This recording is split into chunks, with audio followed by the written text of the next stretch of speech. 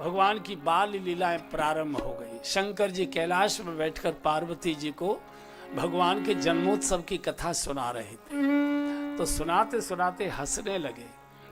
पार्वती जी ने पूछा, हंस क्यों रहे हो? बोले कि उस समय हमने एक चोरी की थी। चोरी किससे? बोले तुमसे। बोलो मैं तो पहले ही जानती थी कि हमेशा तुम मुझसे कुछ छुपा के इधर उधर दे आते हो। अच्छा, यहाँ की माताओं का तो मुझे मालूम नहीं, लेकिन पूरे मैंने देश में देखा है, माताएं अपने पति पर यह शक करती हैं कि तुम मुझसे छुपा कर भाई भतीजों को दे आते हो कुछ न कुछ, ऐसा इधर उधर दे देते हो। यहाँ तो खैर देवियां हैं, सब बहुत ही अच्छा है। और ये देवियों को मैं 4-5 दिन और बोलूंगा कि देवियां हैं। तो क्या चोरी की थी? बोले एक दिन हम यहाँ बैठे थे, काकभूषुंड जी हमारे पास आए। बोले यहाँ बैठे हो बाबा, चलो अयोध्या, भगवान प्रकट हो चुके हैं, सब लोग दर्शन कर रहे हैं। तो हम चोरी से तुमको बिना बताए काकभूषुंड के साथ अयोध्या पहुंच गए। और एक कहूँ निज चोरी, और एक कहूँ निज चोरी, सोन गिरिजा अति दृढ़ मति तोरी, सोन गिरिजा अति दृढ़ मति तोरी, काकभूषुंड संग हम दो, काकभूषुंड संग हम दो, मनुज रूप जानहि नहीं को, मनुज रूप जानहि नहीं को, परमानंद प्रेम सुख भूले, परमानंद प्रेम सुख भूले। हाँ जी बीथिन फिरहि मगन मन भूले, बीथिन फिरहि मगन मन भूले।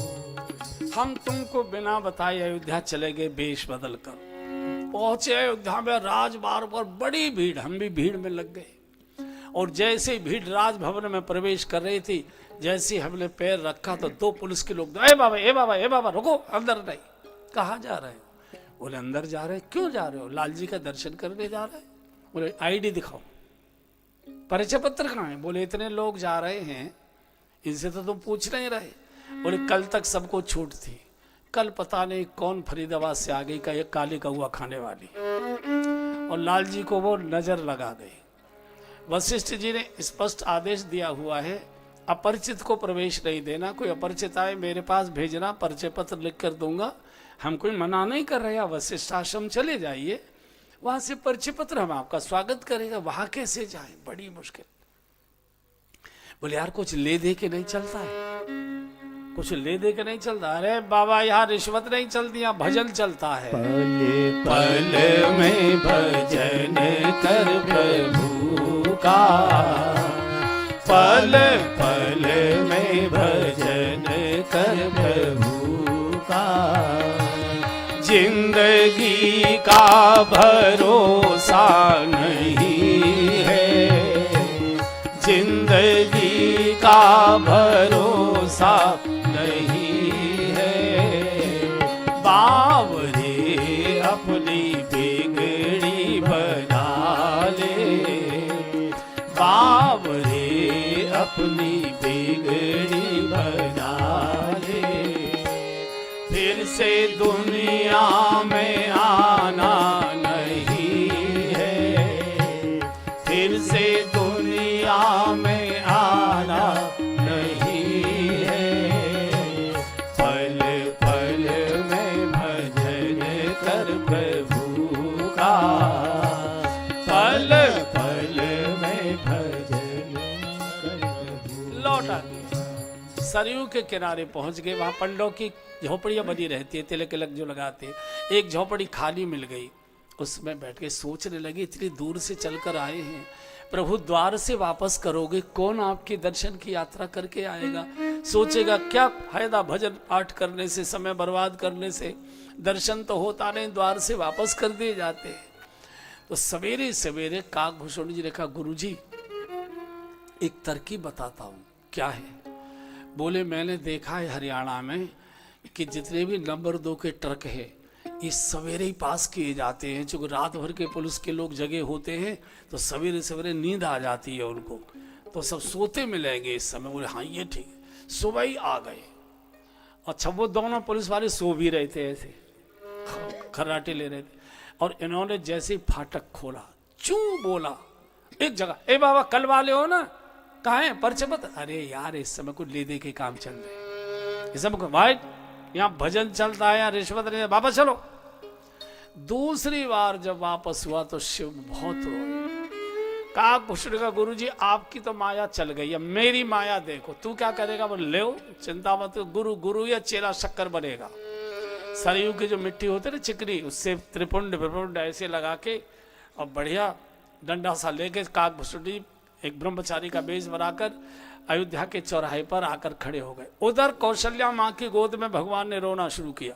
2 बार शिव को वापस कर दिया। माँ को बोल नहीं सकते, सेवकों को डांट नहीं सकते, बोलूंगा तो माँ फेंक देगी, बालक है कि भूत है, बालक तो बोलता नहीं। भगवान उधर परेशान, इधर काकभूषण जी और शंकर जी परेशान। तो शंकर उधर रोना शुरू किया जोर जोर से। भगवान ने नजरें उतारी गई, लेकिन जिसको नजर लगी हो वो तो उतरे, जिसको नाटक ही कर रहा है वो तो और तूफान मचाएगा। इधर सवेरे कौशल्या जी की सेवा की जो सेवादारनी थी, सेविका, वो अपनी ड्यूटी पर आ रही थी, और ये चौराहे पर, ऐ अयोध्या के नागरिकों, जिसको अपना भूत वर्तमान भविष्य पता करना है, हिमालय की कंदराओं से हजारों योगों की तपस्या करने के बाद एक योगी महाराज पधारे अयोध्या के भाग्य से, जिनको भी अपना भूत वर्तमान भविष्य, अपना अपने परिवार का, पति बच्चों का दिखाना है, आओ मेरे पास। तो ये महिलाओं को ज्यादा ज्योतिषियों की इच्छा रहती है, चूंकि उनको परिवार में सब ठीक ठाक हो इसकी चिंता रहती है। ए ब्रह्मचारी, कौन है, कहाँ है? अरे बता नहीं पाएंगे, वो तो बोलते नहीं है। हिमालय की कंदराओं में जब कितने युगों से तप कर रहे थे, भौएं भी सफेद हो गई हैं, हमको मिलवा दोगे? वैसे तो स्त्रियों से वो बात करते नहीं है, पर मैं कोशिश करता हूँ दूर बैठ के, अगर वो कृपा कर दे तो देखे। ले आए। तो वो जो है काकभूषण ने साष्टांग दंडवत किया, गुरुजी। आंख नहीं खोली। ये अबला है, ये दुखियारी है, आपसे दर्शन करना चाहती है, प्रभु कृपा कर दें, गुरुदेव कृपा कर दें। ऐसे इशारा कर, बिठाओ, हाथ करो, दूर करो हाथ। काकभूषण दूर से देखे, छूते नहीं हाथ।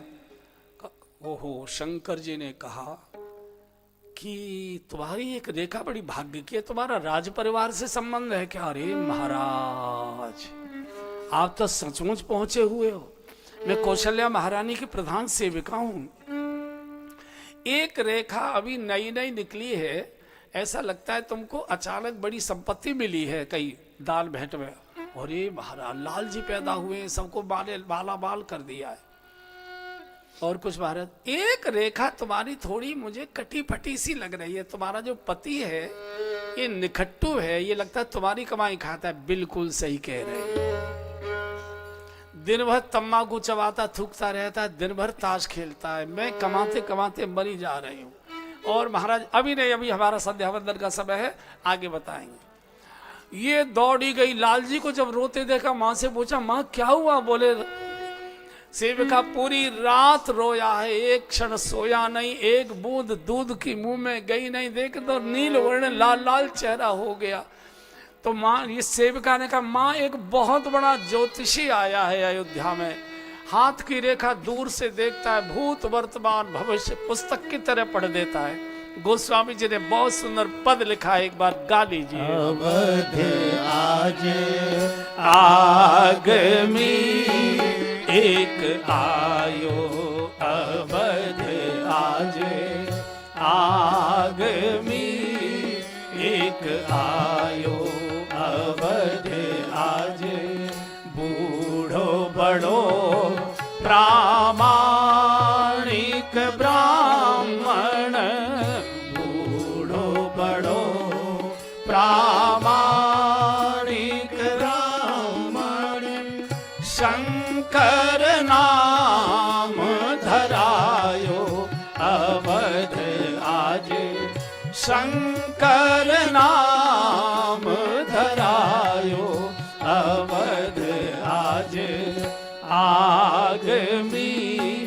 बड़ी माने ज्योतिषी आगे की बताने वाला। आज आगमी एक आयो अवध आज कर तल रखी कहत सब गुण गण कर तल रखी कहत सब गुण गण बहुतन परिचय पायो अवध आज बहुतन परिचय पायो अवध आज आगमी एक आयो अवध आज संग शिशु शिष्य सुनत कौशल्या संग शिशु शिष्य सुनत कौशल्या भीतर भवन बुलायो अवध आज भीतर भवन बुलायो अवध आज आगमी एक आयो अवध आज आगमी एक आगमी एक आगमी एक आयो अवध। माने का तुरंत बुला के लाया। शिव तो प्रतीक्षा कर रहे थे। सेवका दौड़ी दौड़ गई है, बाबा भाग्य खुल गए। कहा भयो देवी? बोले चलो चलो बुलावा आया है मैया ने बुलाया है अरे चलो बुलावा आया है मैया ने बुलाया है राजमहल कौशल्या माने ये दरबार सजाया है चलो बुलावा आया है मैया ने बुला। चलो भाग्य खुल गए। बड़ी माँ ने आपको बुलावा भेजा। अरे शिव तो रो पड़े। साधना न व्यर्थ कभी जाती, चलकर ही मंजिल मिल पाती। भगवान के लिए बहाया गया एक भी आंसू कभी व्यर्थ नहीं जाता। रोते रोते मैला सा कुर्ता टंगा हुआ था, कंधे पर डाला, पतली सी लाठी, और जैसे ही निकले गेट के बाहर, झोपड़ी के बाहर, काकभूषणी जी हाथ खोल कर खड़े हो गए। गुरुजी पहले मेरी बात सुन ले। बोले तेरी क्या है? बोले देखो दोनों एक साथ चलकर आए हैं पैदल, दोनों ने साथ साथ कष्ट सहे, दिक्कतें सही है। मान लो आपको प्रवेश मिल गया अंदर और मुझे रोक दिया गया, और आपने अगर अकेले जाने की हिम्मत दिखाई, मैं उसी समय पोल खोल दूंगा कि ये कोई ज्योतिषी नहीं है, शंकर दादा घूम रहा है। दर्शन करेंगे तो दोनों साथ साथ करेंगे, नहीं करेगा तो कोई नहीं करेगा। तो शंकर यहाँ का को झगड़ा करे, चल देखते क्या परिस्थिति बदले। बोले कुछ नहीं जानता परिस्थिति वगैरह, दर्शन होंगे तो दोनों को, नहीं तो नहीं। अरे चल तो सही यार। अब तो बड़े रौंबे आ रहे थे, और जैसे ही शंकर जी ने भवन के फाटक में चरण एक रखा, वही पुलिस, बाबा 3 दिन हो गए परेशान करते करते, कहाँ आईडी? ओ देवी इन्हें समझा। हाँ हाँ हाँ बाबा को आने दो, बड़ी माँ ने बुलाया है। ठीक है बाबा तुम चलो। ए लड़के इधर खड़ा हो। काकभूषण जी को रोक दे। ए लड़के इधर खड़ा हो। अब काकभूषण जी ने कुर्ता पकड़ लिया पीछे से शंकर जी, और आंखों से इशारा कर दिया कि जैसे ही दूसरा पैर उठाओगे तैसे ही पोल खोल दूंगा तुम्हारा। अब तो बड़ी मुश्किल। तो शंकर जी ने कहा भैया ये लड़का जाना जरूरी है मेरे साथ। बोले क्यों, ये क्या करेगा? बोले क्या बताएं, विपत्ति के मारे यहाँ आने से पहले वृंदावन चले गए बिहारी जी का दर्शन करने। बूढ़ा आदमी मेरा चश्मा बंदर ले गया, अब मुझे बिना चश्मे को खुद दिखाई नहीं देता है। तो ये नई आंख वाला बालक है, ये तो रेखा देखेगा, फल मैं बताऊंगा, इसके बिना तो मैं बिल्कुल बेकार हूँ। अब सेवकों ने भी सोचा जब अंधे को नौतोगे तो 2 खिलाने ही पड़ेंगे। और क्या दर्शन, क्या माँ ने गोद में दिया है। और जैसे ही भगवान को माँ ने गोद में दिया है, भगवान खिलखिलाकर हंसने लगे, शंकर जी रोने लगे। बहुत प्रकार की चीजें बताइए। माँ तेरा बेटा बड़ा भाग्यशाली है, जगह जगह इसकी कथाएं गाई जाएंगी, मंदिरों में इसकी आरतियां उतारी जाएंगी, लेकिन इसकी यात्रा का बहुत बड़ा योग है। पैरों की रेखा में मालूम है ना, लंका तक की यात्रा होगी। माँ ने पूछा कि भैया एक बात बताओ, थोड़ा हमारा बालक सांवरे रंग को है, थोड़ा रंग या को गिरो भयो है, कोई रेखा शादी वगैरह की है कि ना है?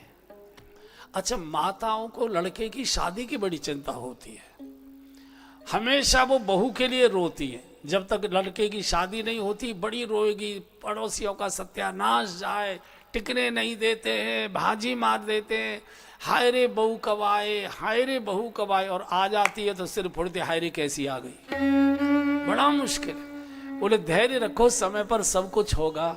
बहुत सारा माने पुरस्कार दिया है, सब ब्राह्मणों को देकर कैलाश आ गए। यही शंकर जी जब द्वापर में पार्वती जी रास में आती हैं और शंकर जी को सोता छोड़कर आती है, तो इनको पार्वती जी ने बदला लिया। माताएं बात को भूलती नहीं है, जीवन भर उनको याद रहती है कि इसने ये किया था मेरे साथ, मेरे छोरा की शादी में इसने ऐसा ऐसा किया था। तो पार्वती जी ने गांठ बांध ली कि मैंने भी अगर बदला नहीं लिया तो मैं भी बाप की बेटी रही हूं। और द्वापर में जब निधि वन में रास में आती है तो शंकर जी ने एक दिन पूछा कहाँ चली जाती हो, दिखाई नहीं देती, सवेरे बैठी देने वाला कोई नहीं। बोले रास देखने जाती हूँ। कहाँ? वृंदावन। हमको क्यों नहीं ले जाती? बोले वहाँ कौआए ले जाओ, कौआए ले जाओ। अरे देवी, पुरुष तो पुरुष होता है पागल, ये तो माता कोमल हृदय की होती। बोले आप नहीं जा सकते, वहाँ गोपियों का ही प्रवेश है, पुरुष प्रवेश नहीं कर सकता। वो हमको गोपी बना दो ना। अब पार्वती गोपा का गोपी कैसे बनाऊं भाई, तो बड़ी मुश्किल होगी। बहुत सुंदर आपने श्रीमद् भागवत के आचार्यों के श्रीमुख से सुना होगा। गोपी वेश में ले आई, जो भी श्रृंगार वंगार नाटकी करने थे सब कर करा के निधिवन में ले आई और कहा कि सुनो, एक तो तूफान मत बचाना, बस ऐसे ऐसे हिलना, कहीं धम धम करे और ये सब भीतर की चीजें निकल पड़ी तो सब मेरी बदनामी हो जाएगी। चूंकि महिला बना के लाई थी ना, तो महिला के तो नकली चीजें लगानी पड़ती है बहुत सारी। तो आई और जब रास शुरू हुआ और धम धमाधम जो ढोल नगाड़े बजे और शंख जुड़े हो झूमना शुरू किया। भांग खाए तो थे ही, सबकी ताल रुक गई, नाच रुक गया। तो भगवान कृष्ण ने कहा कि श्री जी ऐसा लगता है कोई नई गोपी आ गई, नई सीख दे, ताल बिगाड़ दी। देखा तो दूर खड़ी थी, शंकर जी दूर खड़े थे। बोले पता करो कौन है? बोले आप ही जाओ। और जैसे ही कृष्ण चले पार्वती जी डर गई, बोले गई गाड़ी, बस मेरा भी खान ऐसे ऐसे करके घूंघट नीचे करो। और जैसे ही घूंघट नीचे खींचा शंकर जी ने, तो जहाँ क्लिप लगी थी बालों में घूंघट के पर्र से हो गई, घूंघट भी फट गया, यहाँ से पर्र हो गया, जूड़ा ऊपर निकले आया और उसमें जो सेब रखा हुआ था वो भी लुढ़क पड़ा उसमें से। वो होता है ना पफ, उस समय पफ नहीं चले थे। हमने देखा अपनी आंखों से कि पहले जब नए नए जूड़े की फैशन चली थी, ये है सर 66-67 की फैशन, तो हमने देखा एक बहू आई शादी के बाद और आती है तो सबके पैर छूती है, उसको दक्षिणा वगैरह दी जाती है ना, मुंह दिखाई के वो जो रस्म होती है। तो एक उसकी ददिया सास थी, अच्छी लड्डू कचौड़ी खाई हुई थी, काफ़ी गुदगुदी थी वो। तो वो आई, उसने पैर छुआ और उसे दादी ने दोनों हाथ सिर पर सुहाग बने रहे खानी अघान, ऐसा हाथ मारा, टमाटर ही फूट गया उसका। तो बड़ा मुश्किल। तो पार्वती जी का चर्र से हो गया तो जूड़ा निकल गया उसमें से। बड़े भगवान ने कहा, ए गोपी सीधे खड़े हो, ए गोपी ये घूंघट उठाओ। ए गोपी सुनती हो कि नहीं? हम कह रहे घूंघट उठाओ। धीरे से बोले घूंघट नहीं उठाऊंगी। क्यों? बोले मेरी घरवाली ने बना कर रखा, घूंघट नहीं उठाना। देखा मोहन ने जब जान गए हैं इस राज को, इस राज को। देखा मोहन ने जब जान गए हैं इस राज को, इस राज को। बजाई वंशी सुधि बुद्धि भूले भोलानाथ को, भोलानाथ को। ऐसी बजाई वंशी सुधि बुद्धि भूले भोलानाथ को, भोलानाथ को। अरे खुल गया जूड़ा खिसकी साड़ी मुस्काए बनवारी रास में आ गए, रास में आ गए। खुल गया जूड़ा खिसकी साड़ी मुस्काए बनवारी रास में आ गए, रास में आ गए। एक दिन वो भोला भंडारी बन के ब्रज की नारी रास में आ गए, रास में आ गए। तो भगवान श्री राम की बाल लीलाएं बहुत मर्यादित है, रस भरी लीलाएं तो भगवान श्री कृष्ण की है। भागवत के आचार्य आपको बहुत रसीली लीलाएं सुनाएंगे। ये तो बिल्कुल बचपन में मर्यादा का पालन करते हैं। कृष्ण की तो शिकायतों से ही अब यशोदा मैया की नाक में दम हो जाता है। सवेरे से ही भीड़ लगते, ओ यशोदा मैया, ओ नंदरानी, ओ ब्रजरानी, अरे अपने लाला समझाए दे ली का ब्रज छोड़ के चले जा। कोई कहे मेरी मटकी फोड़े आया, कोई कहे मेरा बछड़ा खोले आयो, गैया को सब दूध पी गए हो, कोई कहे कि मेरा लाला सो रो इतनी जोर से नौच आए, वो अभी तक रो रहा है। यशोदा मैया सिर पकड़ लेते, बहनाओ तुम 10-10 12-12 बालक कैसे पाल रही हो, या बिजमारी अकेले ने मेरी नाक में दम कर दिया, क्या करे।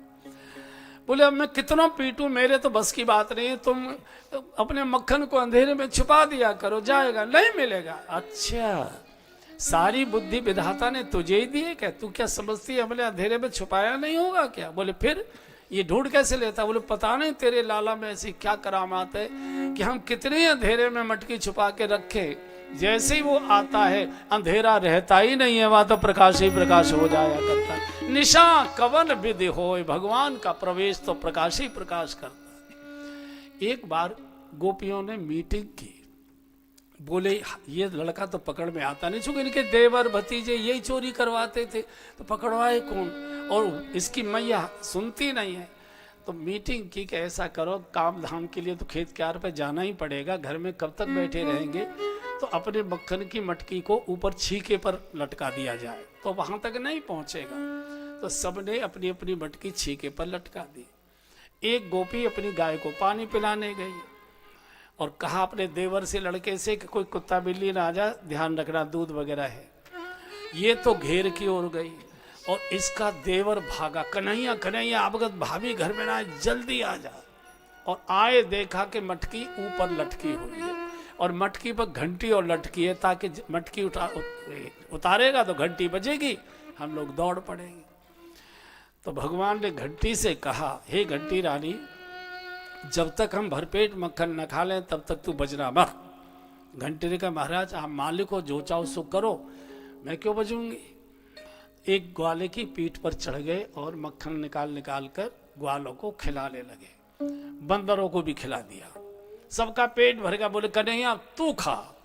और जैसे ही कन्हैया ने मटकी में से अपने लिए माखन निकाला और होठ को लगाया ही था कि टन टन टन टन घंटी बोल गई। ये गाय को जल पिला रही थी, पानी खींच रही थी, रस्सी बाल्टी वही छोड़कर भागी, बिजमारो मेरी घर में आ गई और रंगे हाथ पकड़ लिया, कान पकड़ लिया। बोले आज आए हुए हाथ में है, कान छोड़। बोले बिल्कुल नहीं छोड़ेगी, ये तेरो घर है।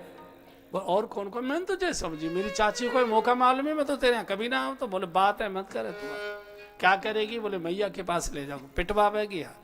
तो बालक तो पिट तो अच्छा लगेगा। बोले तू बालक ना है, तेरे दादन की नाक में दम कर रखो है, चल। अच्छा एक मिनट छोड़ दे, क्या करेगा। बोले घंटी से दो बात करनी है, कर। क्या बात करेगा। भगवान ने घंटी को डांट कर कहा, ए घंटी, जब हमने तुझसे मना कर दिया था कि हम जब तक भरपेट माखन न खा लें तब तक तू बचना मत, तू बजी क्यों। घंटी ने कहा, महाराज आप सर्व समर्थ हो, मालिक हो, जो चाहो सो दंड दो, लेकिन बजना तो मेरी मजबूरी था। मजबूरी? तेरी क्या मजबूरी थी।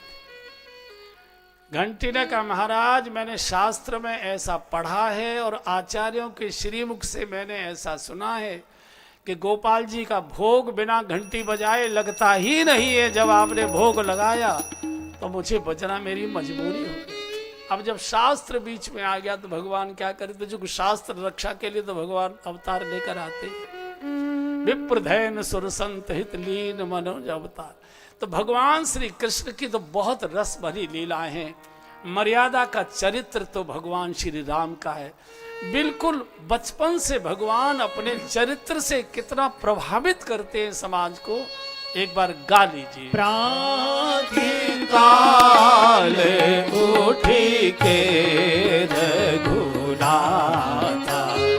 प्रातः काल उठी के रघुनाथा, मातु पिता गुरु नावहि माता, मातु पिता गुरु नावहि माता, आयसु मागी करहि पुर काजा, आयसु मागी करहि पुर काजा, देखी चरित हर्षहि मन राजा, देखी चरित हर्षहि मन राजा, प्रातः काल उठी के रघुनाथा, प्रातः काल उठी के रघुनाथा। भगवान के अति पावन चरित्र का दर्शन करें। प्रातःकाल प्रभु उठते हैं, माँ के श्री चरणों में जाते हैं, शीश रखकर प्रणाम करते हैं, पिताजी के श्री चरणों में मस्तक रखकर प्रणाम करते हैं, आशीर्वाद लेते हैं।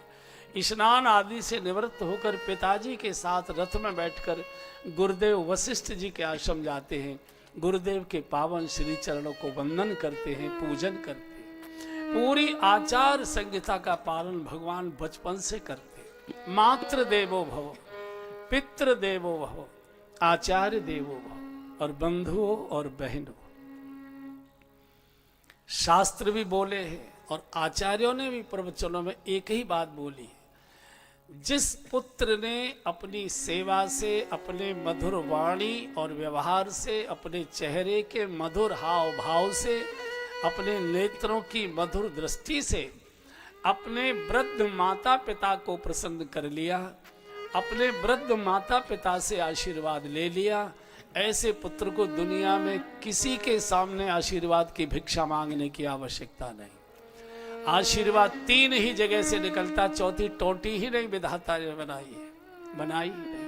माँ के चरणों से आशीर्वाद निकलता है, पिता के चरणों से आशीर्वाद निकलता है, और गुरु के चरणों से आशीर्वाद निकलता। हम दो दो कौड़ी के महाभ्रष्ट लोगों के सामने गिड़गिड़ाते आशीर्वाद दीजिए, जहां आशीर्वाद है ही नहीं, आपको आशीर्वाद कैसे देंगे? जिस गाय के नीचे बछड़ा है नहीं, वो दूध कैसे दे देगी? जिसके गाय के नीचे बच्चा ही नहीं, वो दूध कैसे दे? वो तो लात मारेगी। तो आशीर्वाद की तीन ही टोटियां, और हमारे आचार्यों ने कहा है, कोई ढूंढ रहा प्रभु को वन में, कोई ढूंढ रहा प्रभु को वन में, कोई घर में बैठा भजन करे, कोई घर में बैठा भजन करे, कोई योग करे, कोई ध्यान धरे, कोई योग करे, कोई ध्यान धरे, कोई गंगा यमुना स्नान करे, कोई गंगा यमुना लेकिन करे, जिन मातु पिता की सेवा की, जिन मातु पिता की सेवा की, तीरथ धाम कियो न कियो, तीन तीरथ धाम कियो न कियो, जिन मातु पिता की सेवा की, जिन मातु पिता की सेवा का अर्थ केवल इतना ही नहीं है कि उनके पैर दबाए, कि उनके कपड़े धोएं, कि उनके बिस्तर उठाए बिछाए, केवल इसी को सेवा नहीं कहते। सेवा कहते अपने हाव से, भाव से, स्वभाव से, मधुर वाणी से, शुभ आचरण से, व्यवहार से अपने माता पिता को सुख दें, प्रसन्नता प्रदान करें। बेटे को देखते ही बाप का हृदय खिल जाए, माँ का हृदय भर जाए, माँ की आंखों से आंसू टपकने रहे, विधाता तूने बेटा नहीं दिया है, कोई मेरी गोद में देवता को भेजा है। हमारी वाणी व्यवहार से माता पिता प्रसन्न रहें, इससे बड़ी और कोई सेवा नहीं। दुनिया में कहीं आशीर्वाद मांगने की जरूरत नहीं। और मैं निर्णय दे रहा हूं, अगर पिताजी और माताजी में निर्णय करना है कि कोई एक बताइए, तो फिर मैं माँ की कहूंगा। हो सकता है पिताजी ने कभी पिटाई कर दी होगी, दोस्तों के साथ खेलने जाने से मना कर दिया होगा, जो चीज हम मांगते थे वो नहीं दिलवाई होगी, कुछ और डांट फटकार कर दिया होगा, दोस्तों के साथ घूमने नहीं जाने दिया होगा। मान सकता हूं कि पिताजी के प्रति आपके मन में थोड़ी बहुत क्रुद्ध व्यवहार आ सकता है, लेकिन माँ के प्रति तो कभी भी रोष का, कभी भी तमतमाता चेहरा, लाल लाल आंखें, ऊंची आवाज कभी माँ के सामने मत बोली है। जो बेटा अपनी माँ को अपनी वाणी, अपने व्यवहार, अपने चेहरे के हाव भाव से रुलाता है, डांटता है, फटकारता है, भगवान ऐसे बेटे का चेहरा भी देखना पसंद नहीं करता। मत सेवा करो। कौन कहता है माँ की धोती धो, कौन कहता है कि माँ के पैर दबाइए। मैंने हालांकि अपनी माँ के पैर मरते समय तक भी दबाए, जब तक मेरी माँ जीवित थी। हम दो दो कौड़ी के लोगों के सामने हाथ जोड़ते, आशीर्वाद दीजिए। भिखारियों से आपको क्या आशीर्वाद मिलेगा? आशीर्वाद माँ के चरणों में बैठा हुआ है, वहां आप हाथ पसारिए, अपने आप आशीर्वाद से आपकी हथेली पस भर जाएगी। इसलिए माँ को, और जब कोई बेटा अपने पत्नी और अपने छोटे बेटे बच्चे के सामने अपनी बूढ़ी माँ को फटकारता है, माँ कुछ बोलती नहीं है, लेकिन उसको प्रसव का दर्द याद आता है। उस समय 1000 जहरीले बिच्छू एक साथ डंक मारे, उनकी जितनी पीड़ा होती होगी वो पीड़ा माँ को बच्चे को जन्म देते समय होती है। प्रसव पीड़ा सबसे भयानक होती है, लेकिन माताएं उस पीड़ा को बहुत आनंद से सहन कर लेती है, इस आशा में कि थोड़ी देर में गोद भरेगी, बालक हमारी गोद में आएगा। और वही बालक बड़े होकर जब पत्नी के सामने फटकारता है, माँ को लगता है धरती फटे और मैं समा जाऊं। पूरी पूरी रात लिए बैठी रहती थी, रात भर जाग कर इसे सुलाती थी, गीले में मैं बैठती थी, सूखे में बच्चे को लिटाती थी। जब तक बेटा नहीं आ जाता था, रोटी का टुकड़ा मुंह में माँ के जाता नहीं था। यहाँ डॉक्टर पर जाए, इस हकीम पर जाए, इस वैद्य पर जाए, इस नजर उतारने वाले पर जाए, इस साधु जी का आशीर्वाद दिलवा, इस मंदिर में माथा टिकवा, मेरा बालक स्वस्थ रहे, मेरा बालक कुशल रहे। और वही बालक बेटा बड़ा होकर, शादीशुदा होकर अपने बच्चे और पत्नी के सामने जब बूढ़ी माँ को फटकारता है, लाल लाल आंखें दिखाता है, यहाँ मत आया करो, क्यों खड़ी हो, क्यों सुनो, तुम्हारा क्या काम है, अपना काम करो। उस समय माँ को पुराना सारा का सारा इतिहास दिखाई देने लगता है। माँ को लगता है धरती फटे और मैं समाऊं। और उसका ही बेटा जो माँ की दादी की गोद में है 3-4 साल का, जब बाप तमतमाता है तो दादी के रोते हुए चेहरे को भी बालक देखता है और पिता के तमतमाते चेहरे को भी देखता है। भीतर चीजें बैठ जाती हैं और यही बेटा बड़ा होता है और यही बेटा बूढ़ा होता है जब इसका बेटा कुछ बोलता है, कहता अरे तू पापा से ऐसे जबान चलाता है, बुद्धि बिगड़ी है, तो तुरंत बच्चे को दादी का चेहरा याद आने लगता है कि तुम मेरी दादी को कैसे फटकारा करते। मैं फिर बोलता, कोई सेवा भले ही मत करिए, लेकिन दुत्कारिए मत, फटकारिए मत। भगवान सहन नहीं कर सकता है। भगवान स्वयं प्रात काल उठ के रघुनाथा, मात पिता गुरु ना वही बात। पूरा घर भोजन कर लेता है, माँ दरवाजे पर बैठ जाती, मुन्ना नहीं आया, भैया नहीं आया, लल्ला नहीं आया। घर के लोग कहते हैं वो कभी समय से आया है, जो अब आएगा रोटी भोजन ठंडा हो रहा है, माँ भोजन करो। बोले तुम करो, अपना काम करो। माँ को लगता है बालक मेरा बेटा भूखा बाहर घूम रहा है, मैं भोजन कर लूँ। पति के पहले पत्नी भोजन कर सकती है, ये मैं मान सकता हूँ, लेकिन किसी माँ के पेट में मुंह में टुकड़ा नहीं जाता जब तक उसके बेटे ने भोजन नहीं किया है। दरवाजे को टकटकी लगाकर देखती रही। इसलिए एक ही सबसे बड़ी सेवा है, माँ को कभी लताड़िए मत, दुत्कारिए मत, फटकारिए मत, लाल आंख निकाल कर देखिए मत। यही सबसे बड़ी सेवा। मैंने पढ़ा है जिस समय अकबर की माँ मरी थी, माँ की उम्र 86 वर्ष की थी, अकबर लगभग 60-62 साल के थे। बहुत रोए, बहुत रोए, बहुत रोए। तो एक दिन एक सचिव ने पूछा, महाराज माँ तो पका फल थी, जाना ही था, पूरा समय 85-86 वर्ष की आयु तो पूर्ण होती है, फिर आप जैसा सम्राट बेटे के रूप में भारत को देकर गई, तो आप इतना क्यों रो रहे थे? अकबर ने कहा कि मैं नहीं जानता कि सबको जाना होता है, फिर क्यों रो रहे थे? बोले मैं इसलिए रो रहा था कि बादशाह कहने वाले तो लाखों लोग बच गए, जहांपना बोलने वाले मेरे लिए लाखों लोग रह गए, राजा कह के पुकारने वाले लाखों हजारों लोग रह गए, लेकिन पुचकार कर बेटा अक्कू आ गया, ये बोलने वाला दुनिया से चला गया। मेरी माँ हमेशा अक्कू ही कर बोला करती थी, कौन बोलेगा मुझे? मैं अभी 3-4 साल पहले दिल्ली में कथा कर रहा था, जहाँ ठहरा था वहाँ एक सज्जन मिलने आए हमको, अच्छे बड़े प्रतिष्ठित व्यक्ति रहे होंगे। उन्होंने कहा कि हमने नाम सुना था, कथा हमने पहली बार सुनी, आज बहुत अच्छा लगा, आपने माँ का प्रसंग लिया। हमारे पिताजी तो बहुत पहले शरीर छूट गया उनका, बूढ़ी माँ हमारी जीवित हैं और हमने उनकी बहुत व्यवस्था की है, दिन की नर्स है, रात की नर्स है, डॉक्टर आते हैं, सब बहुत सुविधा, बहुत चिंता हम रखते हैं। लेकिन आज मुझे सुनकर ऐसा लगा कि माँ तो हमारी है, डॉक्टर की तो नहीं है, तो हमको भी अपने माँ की सेवा कुछ अपने हाथों से करनी चाहिए।